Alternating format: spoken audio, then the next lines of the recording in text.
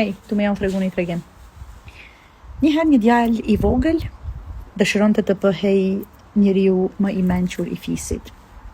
Andaj ai shkoi dhe e pyeti plakun e fshatit: si mund të bëhem njeriu më i mençur? Plaku i tha: ik dhe eja nesër përsëri. Djaloshi shkoi në shtëpi dhe të nesërmen erdhi te plaku përsëri.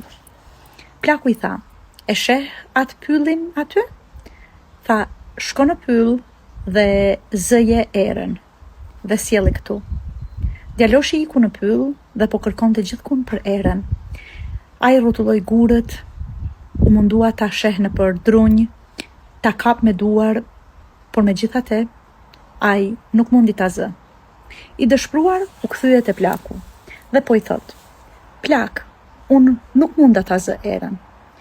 Plaku buzëqeshi dhe i tha: e pa erën? Tha: nuk e pash. E ndjeve? Po, tha, e ndjeva. Atëherë, biri dashur, disa nga gjërat më të rëndësishme në jetë ne nuk i shohim, por i ndjejmë. Andaj, gjithmonë vëje dorën në zemër dhe nëse ti ndjen diçka, dije që ajo është e vërtetë.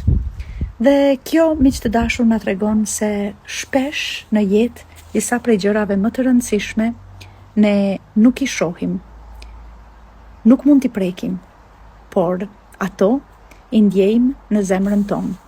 Andaj djaloshi u rrit dhe u bë njëri nga dietarët më të njohur të fisit. Dhe kur ky kishte qenë fëmijë, plaku i kishte dhënë